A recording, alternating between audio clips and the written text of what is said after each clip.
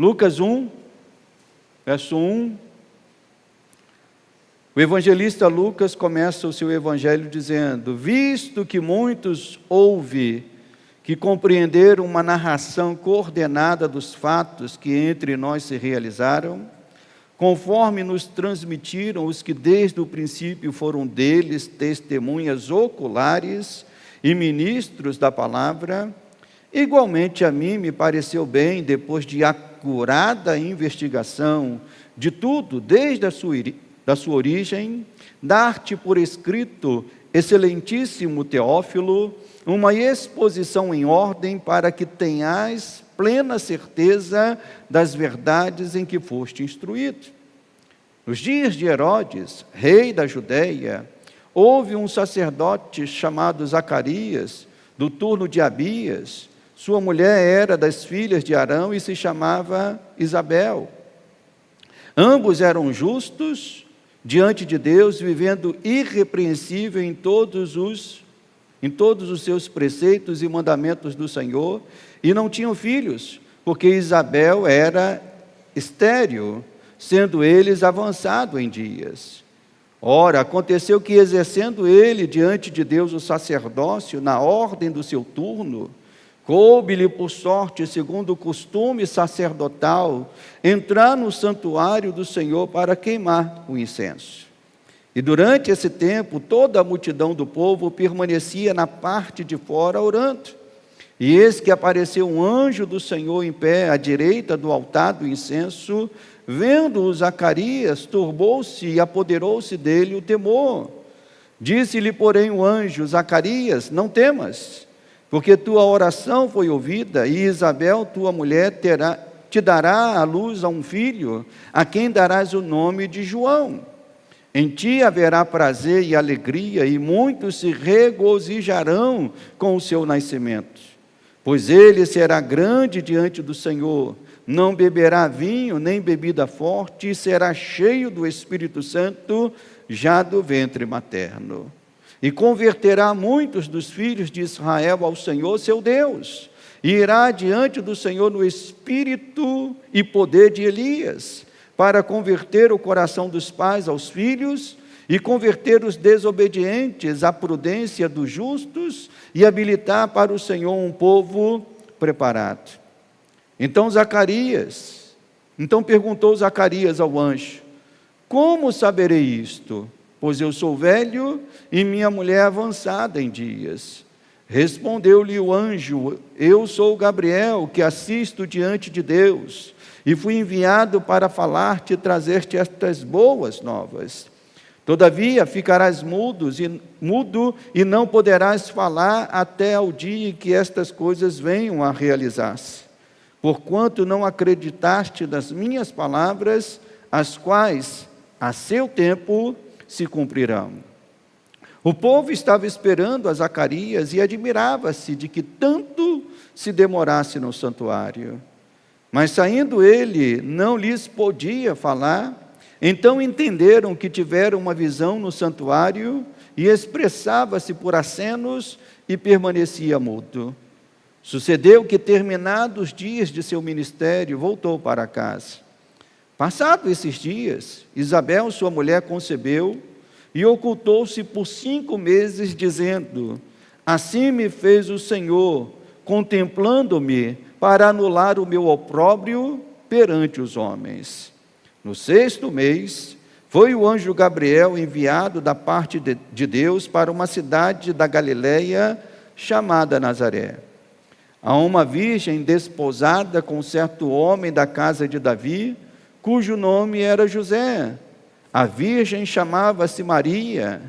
E entrando o anjo aonde ela estava, disse: alegra-te, muito favorecida, o Senhor é contigo.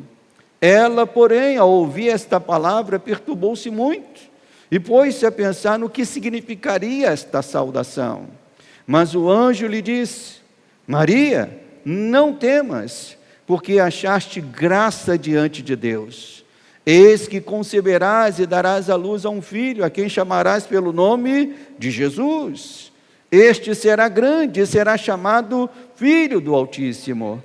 Deus, o Senhor, lhe dará o trono de Davi, seu pai, e ele reinará para sempre sobre a casa de Jacó, e o seu reinado não terá fim. Então disse Maria ao anjo: como será isto? Pois não tenho relação com homem algum. Respondeu-lhe o anjo: descerá sobre ti o Espírito Santo, e o poder do Altíssimo te envolverá com a sua sombra. Por isso também, o ente santo que há de nascer será chamado Filho de Deus. E Isabel, tua parenta, igualmente concebeu um filho na sua velhice, sendo este já o 6º mês para aquela que diziam ser estéril. Porque para Deus não haverá impossíveis em todas as suas promessas. Então disse Maria: aqui está a serva do Senhor, que se cumpra em mim, conforme a tua palavra. E o anjo se ausentou dela. Somente até aqui. Vamos orar pela palavra, vamos orar também pelo Cauã. Amado Deus e amado Pai, queremos apresentar diante de Ti a vida do Cauã, Senhor, neto da nossa irmã Ana. Que o Senhor o visite neste momento, trazendo cura, trazendo restauração, oh Deus, trazendo livramento a ele, Senhor, de todas estas enfermidades e infecções, ó Pai. Nós suplicamos isso, Pai. Também te pedimos, Senhor, pela palavra que será ministrada nesta manhã, que ela possa trazer luz, sabedoria, Pai, e que a partir disso, Senhor, os nossos corações se encham de alegria, Pai, porque as Tuas promessas se cumpriram, ó Deus, e as Tuas promessas se cumprirão também em nossas vidas, Pai. Assim como Maria, assim como Zacarias, assim como Isabel, assim como José, precisaram acreditar na Tua palavra, Pai. Oh Deus, que isso também aconteça conosco, que creiamos na Tua palavra em todos os dias da nossa vida. Por isso, fala conosco, Pai, nós te pedimos, no nome santo do Senhor. Amém e amém. Os irmãos podem assentar. O título dessa palavra de hoje é Por que Deus se fez homem? É a nossa terceira palavra do Advento. Depois teremos mais próximo domingo, e depois aí sim o Natal. Meus irmãos, é muito fácil nós sermos levados pela corrente da vida, né? A vida tem um fluxo, a vida tem uma direção, e que naturalmente nós somos levados, seja por questões sociais, questões políticas. Mas o grande desafio que a vida nos propõe, e a palavra nos chama, é o desafio de pensar e refletir sempre, sempre, sempre, sempre. Deus nos deu uma capacidade de pensar, de refletir, de analisar aquilo que está à nossa volta.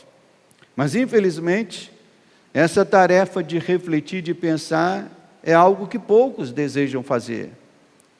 Por isso é que vemos uma grande massa sendo levada tão facilmente nos aspectos da vida. Na política, é fácil ser levado por questões políticas, questões que infelizmente machucaram tanto, dividiram tanto, dividiram famílias, dividiram grupos, enfim. É muito fácil, essa grande massa que é levada, muito fácil ser levado por questões sociais, enfim, por questões diversas. Mas quanto mais quando há interesses comerciais e financeiros envolvendo estas coisas. Quando há um interesse comercial e financeiro por trás, estas coisas ainda mais alcançam uma força ainda maior, vamos assim dizer. O Natal é tradicionalmente uma festa cristã. O Natal é uma festa cristã, mas há muito tempo o comércio se apropriou dela. É a época em que os olhos do comércio brilham. Em que os comerciantes, sejam eles de que ramo for, né, sempre estão ali interessados. O comércio se apropriou desta festa, e o que o comércio fez? Obviamente que o comércio não tem interesse em promover Jesus, em falar do Salvador, em falar do Redentor, mas tem interesse no Natal. Então, ao se apropriar dessa festa, tradicionalmente uma festa cristã, o comércio ou a sociedade descaracterizou esta festa, como tem descaracterizado todas as festas cristãs. A Páscoa também foi descaracterizada. A grande pergunta da Páscoa é: de onde que vem essa ideia de ovo? E pior ainda, de coelho botando ovo, né? É a coisa mais estranha, mas foi descaracterizada. Então, a festa da Páscoa, a festa do Natal e outras celebrações cristãs. O Natal é a data mais esperada pelo comércio, a época de maior venda. E o difícil, irmãos, eu diria que o difícil até mesmo para nós, cristãos, uma vez que crescemos imersos nesta cultura, é compreender que há um sentido mais profundo no Natal. Nós estamos imersos nessa cultura. Nós estamos imersos no noticiário que todos os anos mostra lá. A notícia sempre é a mesma, né? O noticiário se repete. Os pais indo para as lojas, mostrando lá o que os filhos querem, e sempre mostrando o preço dos brinquedos, e os filhos querendo brinquedos caros. E aí o repórter pergunta para o pai ou para a mãe: e aí, como é que vai resolver esta equação? Estamos imersos nesta cultura. E louvado seja Deus que eu não tenho mais filho pequeno. Graças a Deus. Eu me lembro que quando a minha filha era pequena, ela queria uma casa da Barbie.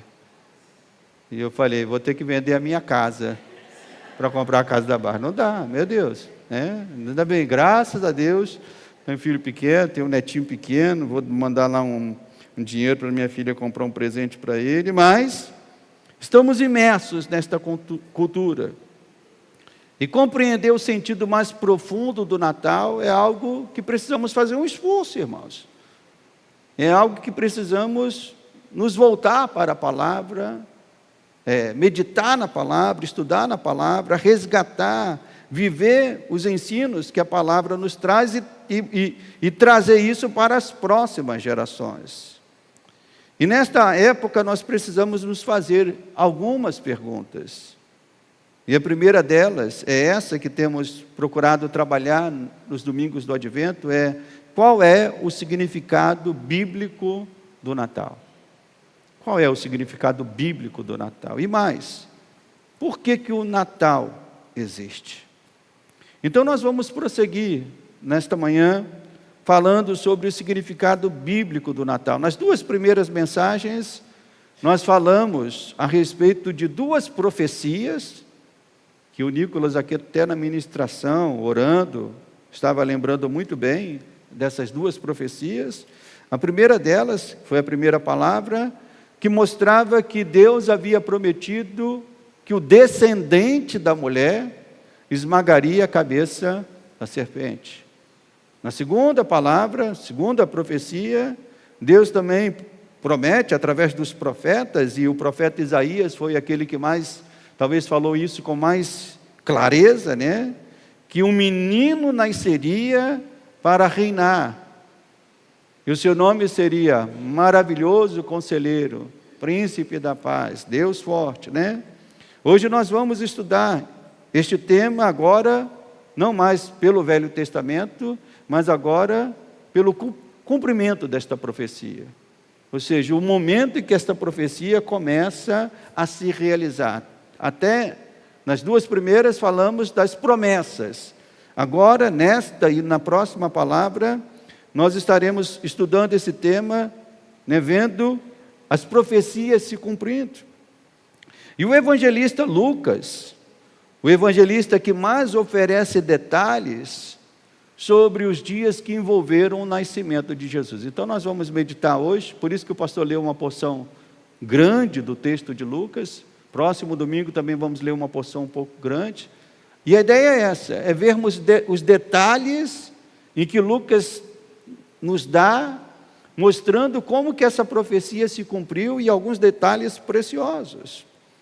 O nosso grande tema do estudo de hoje será responder a seguinte pergunta: por que que Deus se fez homem? Por que que Deus se fez homem? Então comecemos pela saudação. Você está com a sua Bíblia aberta aí? Deixa ela aberta.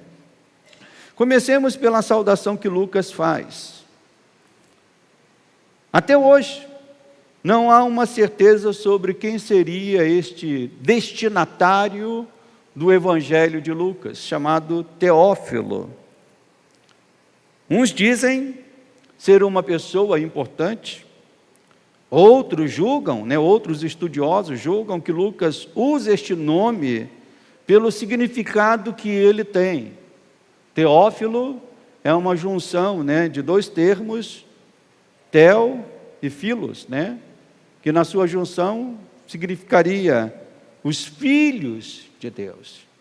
Então poderia ser uma formatação que Lucas dá, trazendo esse personagem, mas a ideia seria que esse evangelho seria destinado a todos os filhos de Deus, todos aqueles que estariam lendo o seu evangelho. Talvez Lucas dedique esse evangelho a todos os filhos de Deus espalhados em todas as eras e lugares, e não simplesmente a um homem, mas isso é um detalhe que nós não conseguimos precisar, essas duas versões. Outra expressão importante, especialmente no contexto histórico, e Lucas, dos evangelistas, é o que mais se aproxima de um historiador. Ele próprio começa aqui o seu evangelho dizendo, olha, no verso 2, conforme nos transmitiram o que desde o princípio foram deles testemunhas oculares, ministros da palavra, e ele diz, igualmente a mim me pareceu bem. E Lucas diz, depois de quê, meus irmãos? De uma acurada investigação de tudo desde da sua origem, dar-te por escrito, excelentíssimo Teófilo, uma exposição em ordem. Então, Lucas tem um trabalho de um historiador, fazendo como ele próprio diz, uma acurada investigação, ouvindo fontes, comparando o que ouviu de um e de outro, até que ele coloque registrado aqui. Então, outra expressão importante, especialmente no contexto histórico desse evangelho, é a que diz, nos dias, versículo 5, nos dias de Herodes, rei da Judeia. Às vezes a gente lê essas coisas na Bíblia e fala assim, é só mais uma coisa para passar. Mas isso tem um significado muito importante que Lucas quer transmitir aos seus leitores e especialmente a nós também. Por que Lucas começa não apenas esse capítulo, mas os 3 capítulos iniciais do seu evangelho, sempre colocando uma referência histórica? Aqui ele diz no versículo 5, nos dias de Herodes, rei da Judeia. No capítulo 2, dá um pulinho lá no capítulo 2, diz, naqueles dias foi publicado um decreto de César Augusto. E no capítulo 3, no início ele diz, no 15º ano do reinado de Tibério César. Por que Lucas tem essa preocupação de trazer dados históricos, informações históricas para dentro do seu evangelho? É porque ele queria mostrar, irmãos, que a vida de Jesus, o nascimento de Jesus, o ministério de Jesus, não era uma ficção. Não era uma ficção, mas sim um fato totalmente histórico, relacionado à história. Que se poderia investigar que realmente naquele momento histórico nasceu aquele menino. O grande momento em que o Senhor da história decide fazer parte dela. Deus poderia ficar totalmente à parte da história, mas o que Lucas está mostrando aqui é que Deus quis entrar na história. Ele entrou na história por meio do seu Filho, Jesus Cristo. É o Deus Todo-Poderoso querendo fazer parte da história, irmãos. E quando nós pensamos nisso, isso é algo maravilhoso. É algo maravilhoso, Deus se fazendo homem, né, assumindo a forma humana, se tornando um menino e vindo, como diz o apóstolo João, ele veio e o Verbo se fez carne e veio habitar entre nós. Isso é motivo de glória, de honra ao Senhor. E conta-se, né, que em dado momento na história americana, conta-se a história que o presidente americano, na década de 60, quando o homem pisou a lua pela primeira vez, conta-se que o presidente americano, empolgado por este fato, ele fez a seguinte declaração de que o dia mais importante da história seria aquele, o dia que o homem pisou na lua. E no mesmo instante, o pastor Billy Graham, quem já ouviu falar do pastor Billy Graham? Pastor Billy Graham, no mesmo instante, ele veio a público e corrigiu o presidente americano e disse: não, senhor presidente, o dia mais importante não é esse, em que o homem pisou na lua.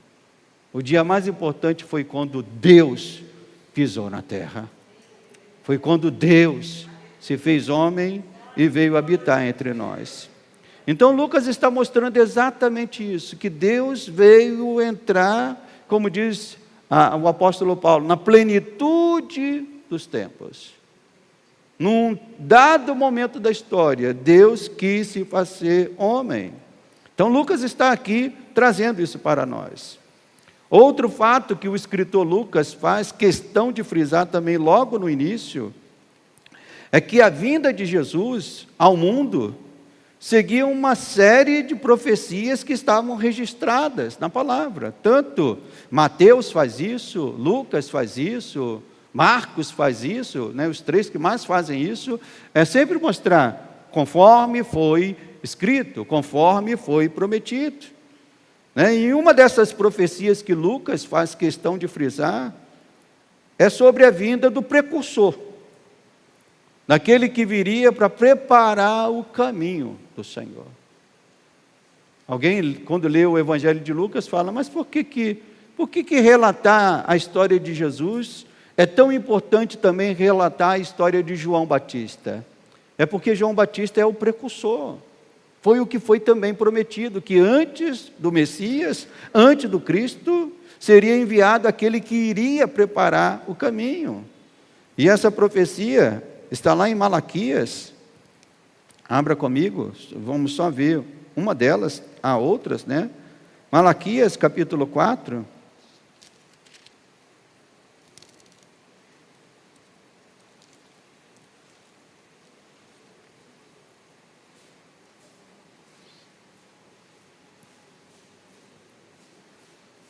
Malaquias capítulo 4, versos 5 e 6. Então o profeta Malaquias, ele registra isso, dizendo: eis que vos enviarei o profeta Elias, antes que venha o grande e terrível dia do Senhor.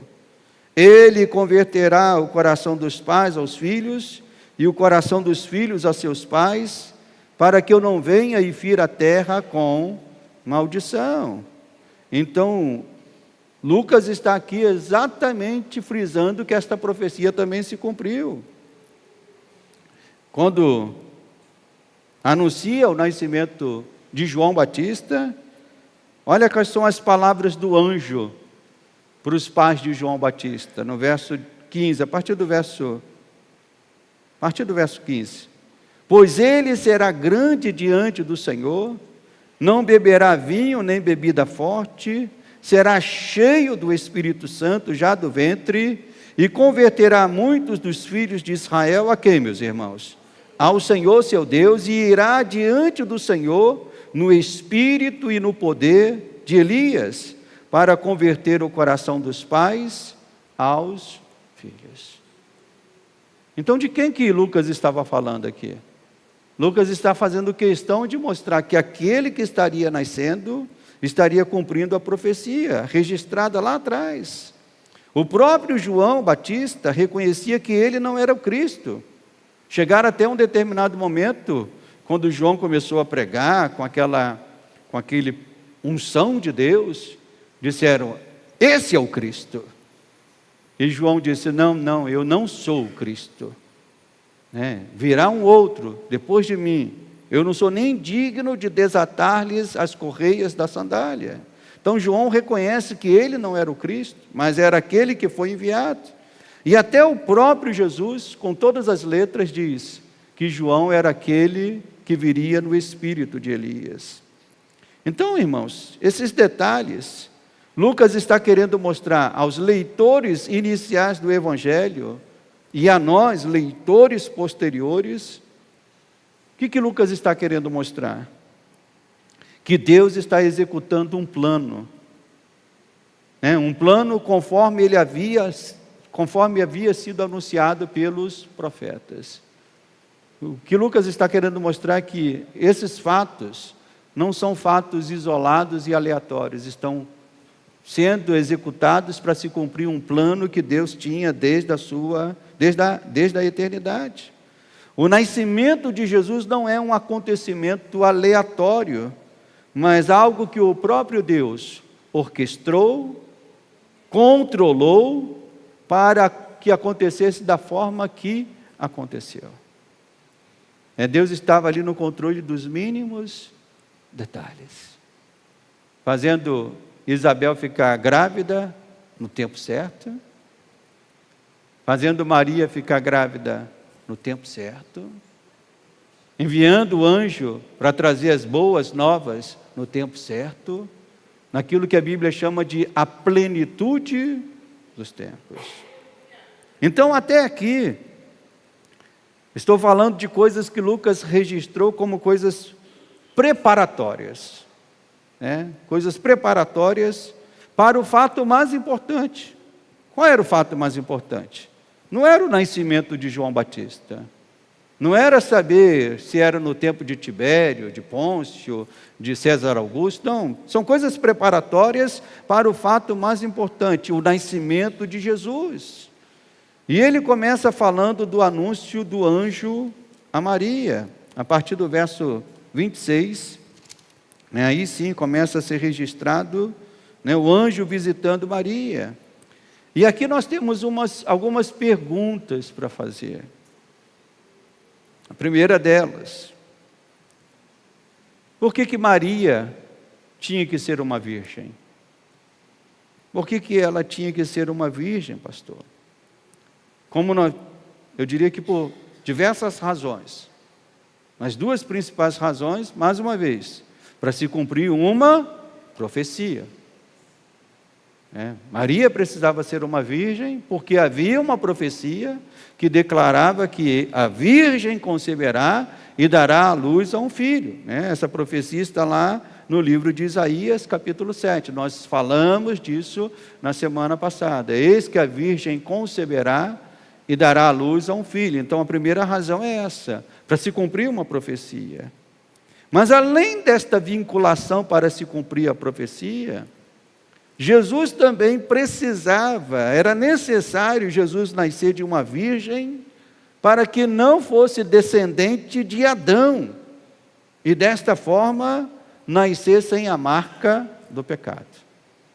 Porque se ele nascesse do fruto de uma relação entre José e Maria, ele seria descendente de Adão. E sendo descendente de Adão, ele nasceria com a marca do pecado. Então era necessário que ele nascesse por uma obra do Espírito Santo, por algo maravilhoso.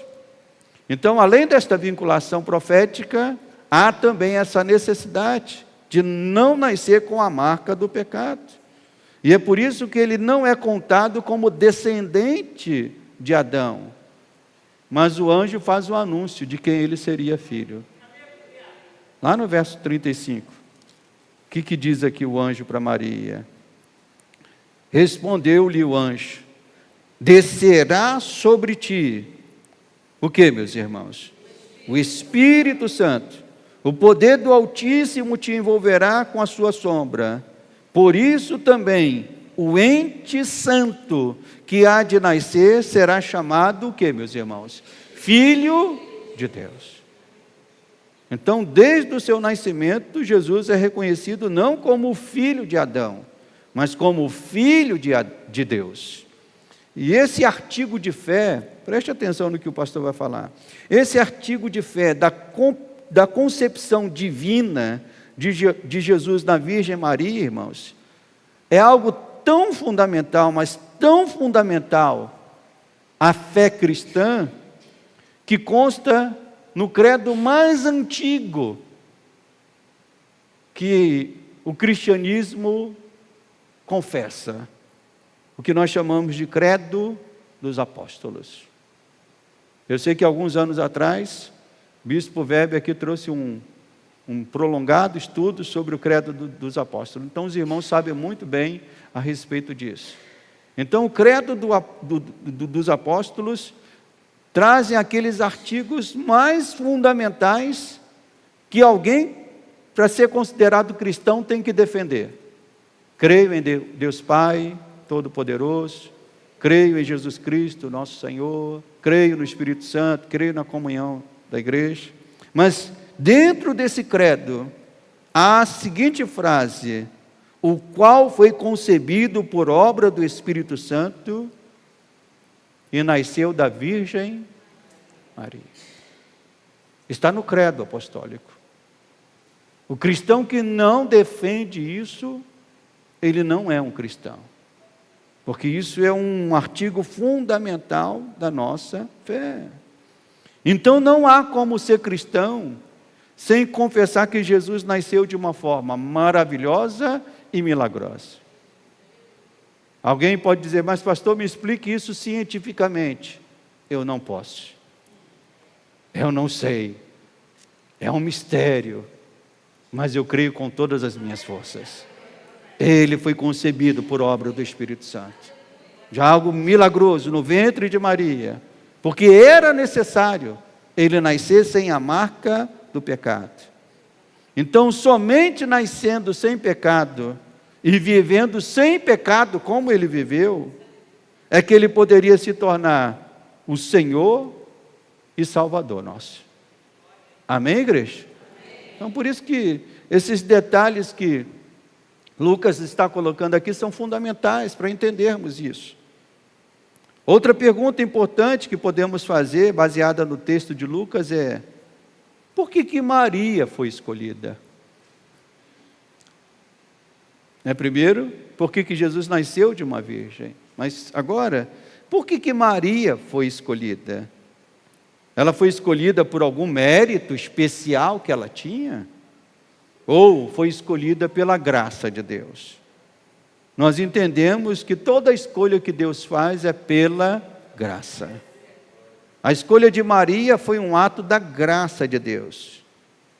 Maria era uma mulher piedosa? Sim, era uma mulher piedosa. Mas aprove a Deus a escolher pela graça. Ainda que Maria possa ser uma mulher virtuosa, nós entendemos que ela, dentro daquilo que a Bíblia nos ensina, era uma pecadora como todos os homens e mulheres o são.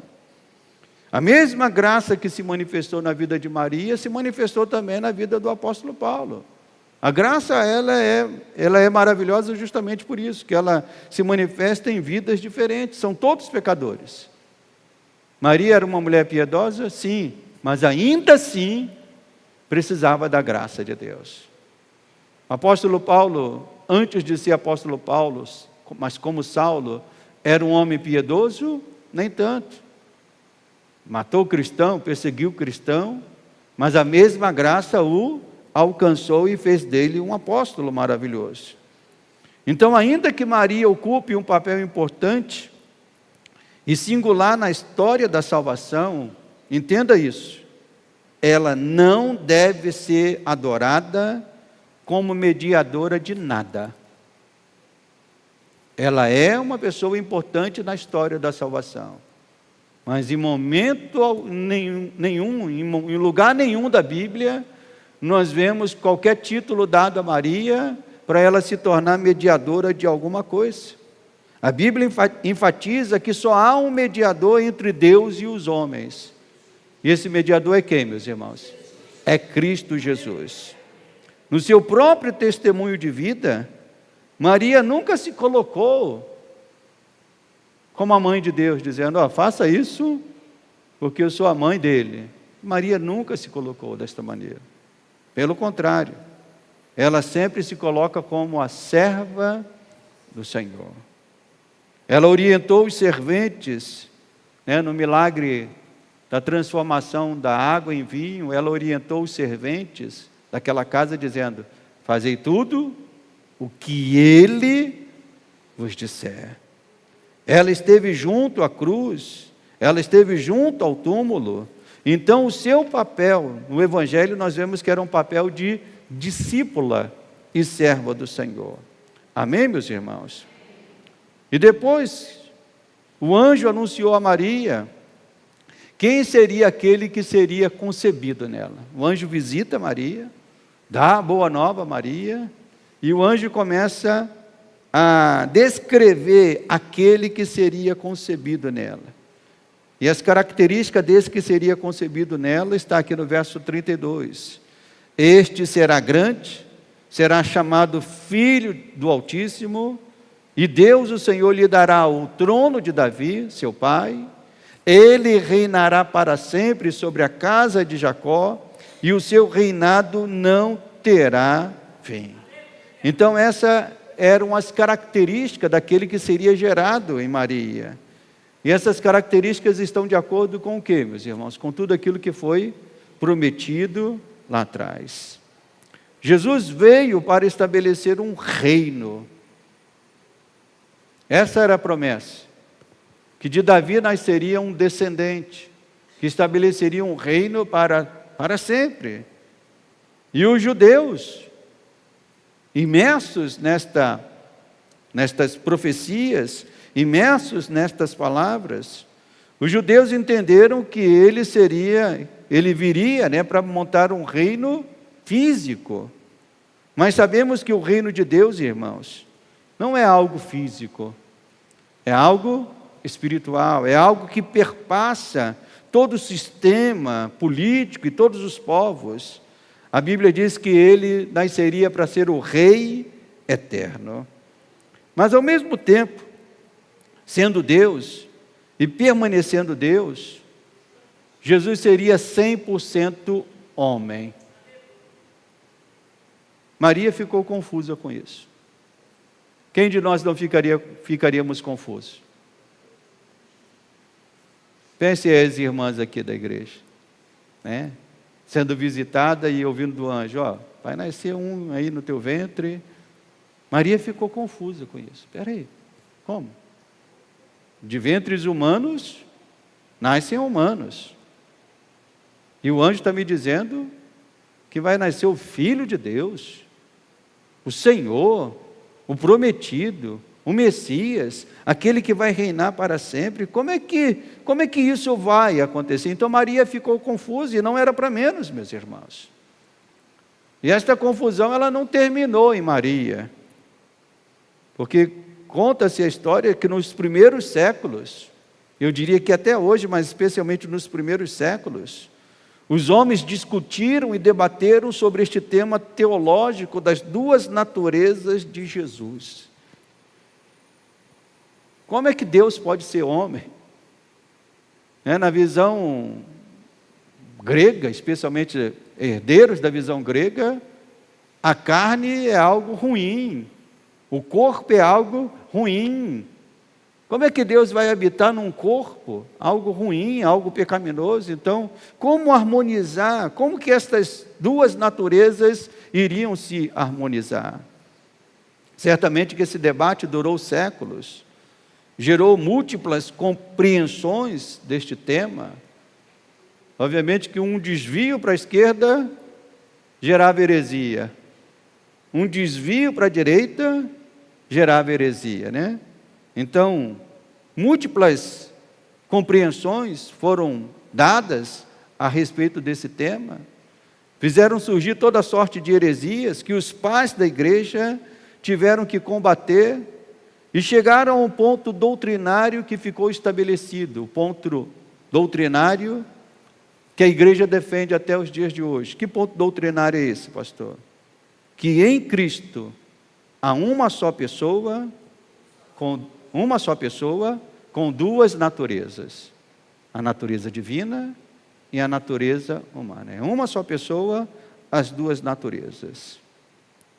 Falando desse tema, o teólogo Bavinck escreveu, abre aspas, Cristo ocupa uma posição única. Ele não se uniu de uma forma moral com o homem e entrou em comunhão com o ser humano pré-existente. Ele não fez isso. Não é uma comunhão moral, não é uma comunhão com um ser humano que já existia, não. E ele continua. Mas preparou uma natureza humana para si mesmo no ventre de Maria e tornou-se humano e servo. Então essa natureza humana foi formada pelo Espírito Santo no ventre de Maria. E Bavinck continua, a união que em sua encarnação veio a ser efetuada, não era uma união moral entre duas pessoas, mas uma união de duas naturezas na mesma pessoa. Fecha aspas. Isso é um tema profundo, que nós como cristãos precisamos defender. Cristo é uma só pessoa, mas nele, milagrosamente, misteriosamente, algo profundo, está toda a natureza divina, toda a natureza humana, numa harmonização. Cristo, então, se tivermos que falar disso, nós temos que defender Cristo é 100% Deus, 100% homem. Você pode dizer isso comigo? 100% Deus, 100% homem. Então Maria pergunta, como que isso vai acontecer? E o anjo responde para ela, é um milagre, nos versos 34 e 35, mais uma vez. Então disse Maria ao anjo, como será isto? Pois eu não tenho relação com homem algum. Respondeu-lhe o anjo, Maria, isso vai ser outro processo. É algo espiritual, Maria. Descerá sobre ti o Espírito Santo, o poder do Altíssimo te envolverá com a tua sombra. Por isso também o ente santo que há de nascer será chamado de Filho de Deus. Ela se encontraria grávida por obra do Espírito Santo. Algo divino. E alguém pode dizer, mas pastor, como isso pode acontecer? Irmãos, é só você ir lá para Gênesis 1:1, quando a palavra diz, e disse Deus, haja luz, haja sol, haja terra, haja planetas. Então a palavra de Deus ela é poderosa. Então Maria se encontraria grávida por obra do Espírito Santo. Até hoje, irmãos, o mundo ri disso. O mundo continua rindo disso. Alguns anos atrás, uma campanha que uma emissora de TV fez, não sei se era nessa época de Natal, na campanha havia uma ridicularização desse artigo de fé que nós defendemos. Como que se falando assim, e se disse que ela ficou grávida do Espírito Santo, como se fosse uma ironia, uma ironia que fizeram. Então o mundo ri disto. O mundo debocha disto, mas nós, irmãos, celebramos, nós exultamos, nós cantamos junto com os anjos dizendo, nasceu o Redentor, o nosso Salvador decidiu habitar entre nós, ser um de nós e nos salvar. Então o Natal, meus irmãos, é antes de tudo, um acontecimento milagroso, algo misterioso, que só pode ser recebido pela fé. Não é pelo racional. O racional pode ir até um determinado ponto, mas chega num ponto em que nós precisamos caminhar somente pela fé. Então, crer que Cristo foi concebido por obra do Espírito Santo no ventre de uma virgem chamada Maria, isso não tem explicação científica. Não terá explicação científica. Isso só pode ser recebido pela fé. E a primeira a aceitar isso pela fé foi a própria Maria.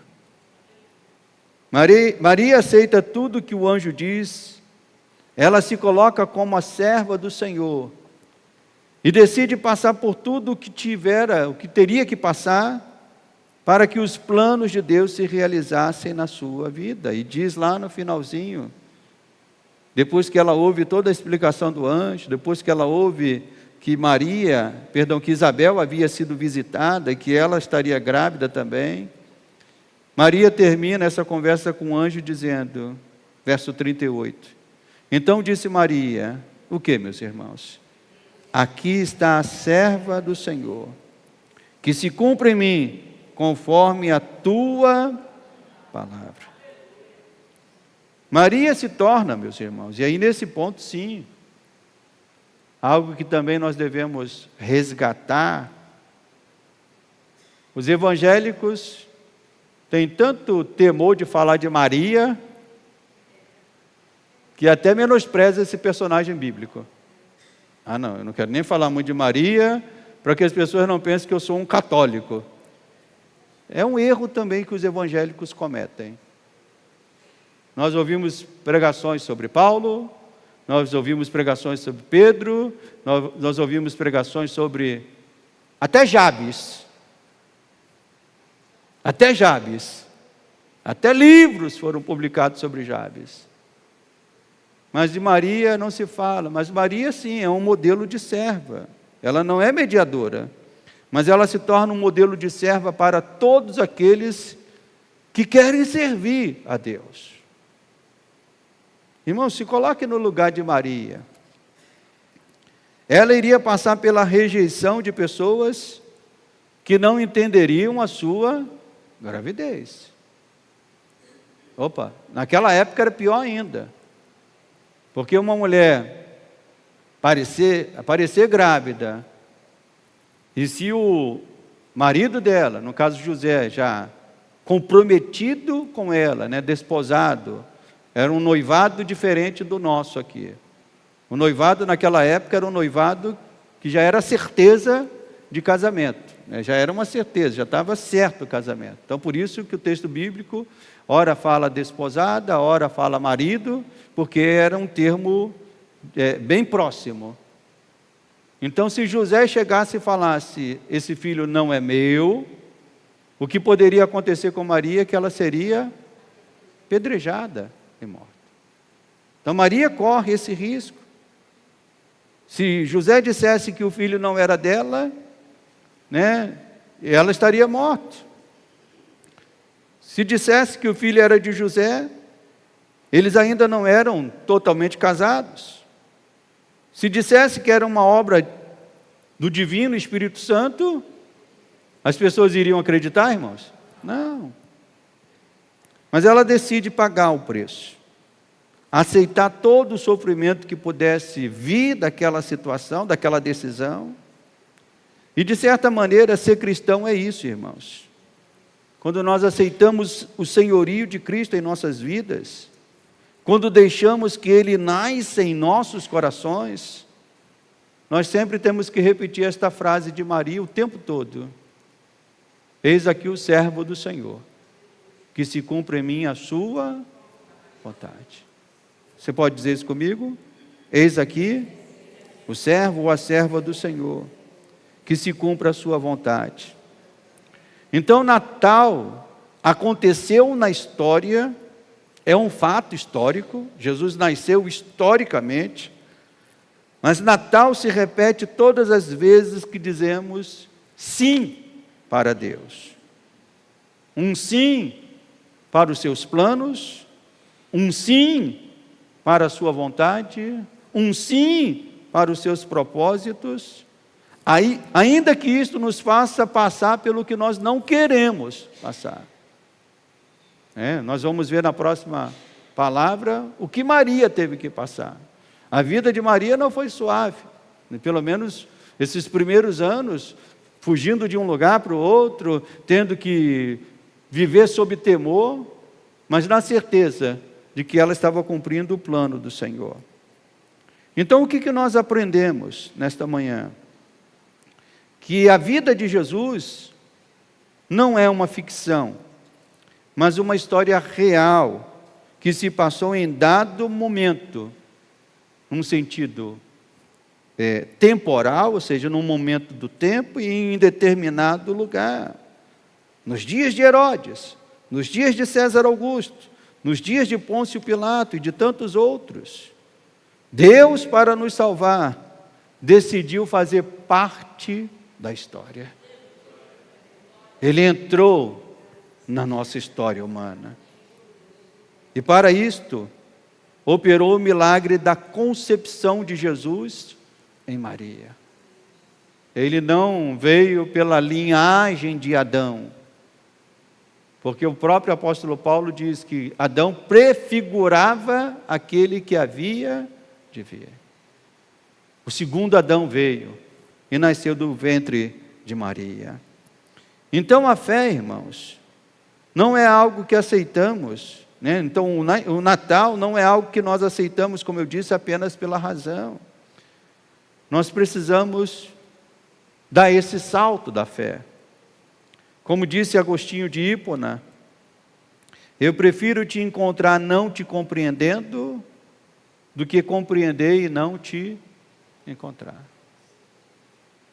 Há muitas pessoas que tentam, não, mas eu só vou crer nisso se eu entender como Jesus foi concebido no ventre de Maria. Eu preciso de uma explicação científica para isso.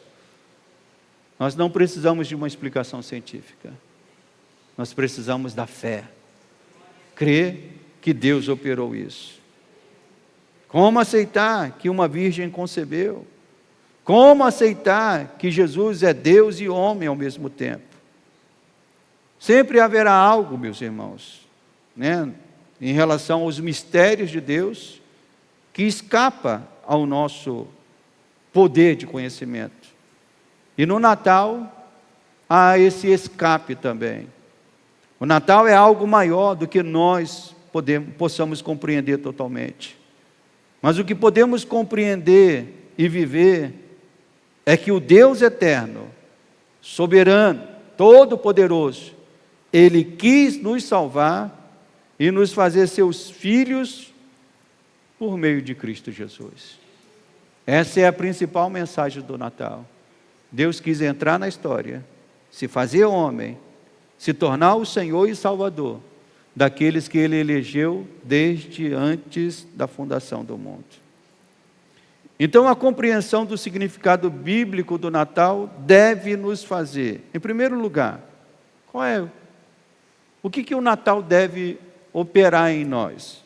Em primeiro lugar, o Natal deve operar em nós, deve nos fazer, primeiro, ter confiança que Deus controla a história universal e controla também a história individual.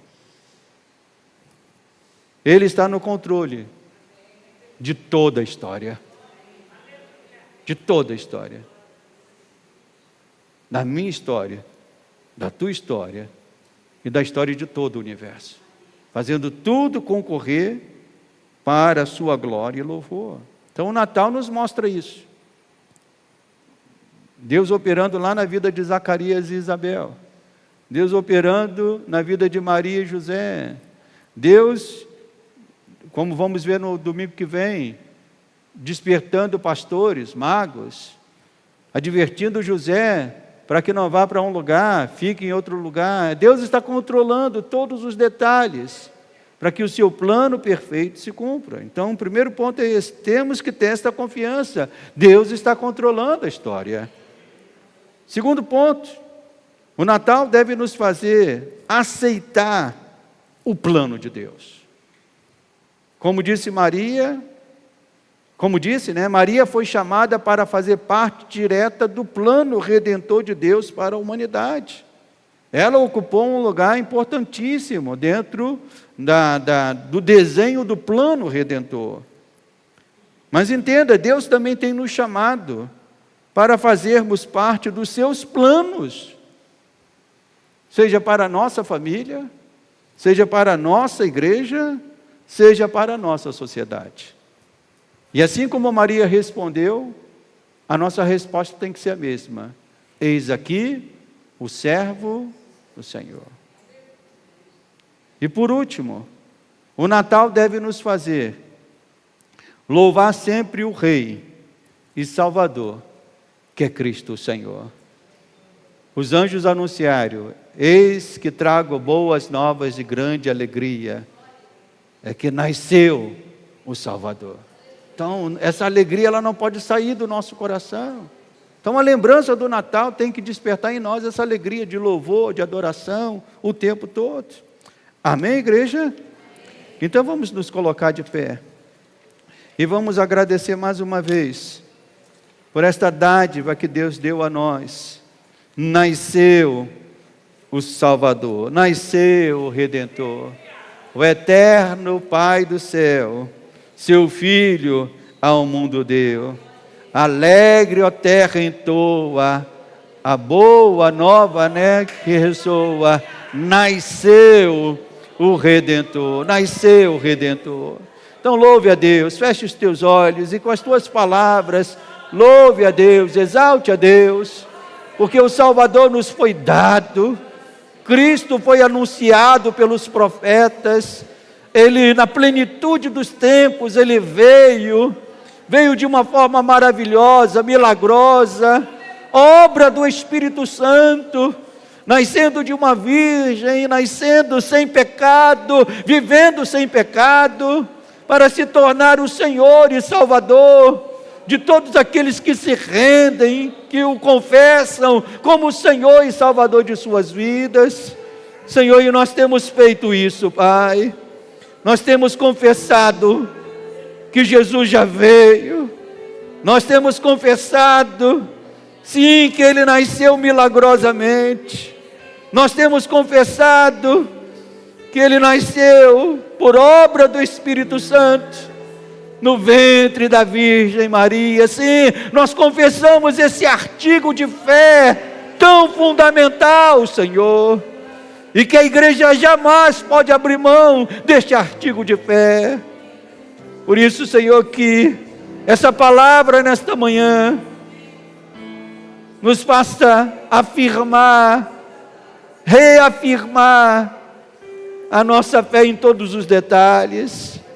Creio em Deus Pai Todo-Poderoso, creio em Jesus Cristo, nosso Senhor, nosso Salvador, o qual foi concebido por obra do Espírito Santo, nasceu da Virgem Maria, padeceu sob o poder de Pôncio Pilatos, sim, foi morto, crucificado, mas ao terceiro dia ressurgiu, e agora vive está, assentado à destra de Deus Pai, reinando, governando com toda a autoridade. É o nosso Senhor, é o nosso Salvador. Meu Pai, é isso que nós confessamos, defendemos, e queremos em todos os dias de nossas vidas aqui na terra, declarar: Senhor, obrigado, porque nasceu o Salvador, nasceu o Redentor. Meu Pai, que não sejamos enganados ou levados pelas falsas mensagens de Natal, que é propagada pelo comércio e pela sociedade. A verdadeira mensagem de Natal é essa: Deus amou pecadores, Deus quis salvar pecadores, e para salvar pecadores, Ele se fez homem e veio habitar entre nós. Então, Senhor, obrigado. Oh Deus, obrigado por este significado do Natal que compreendemos, e que queremos viver todos os dias da nossa vida. No nome santo de Jesus, amém e amém.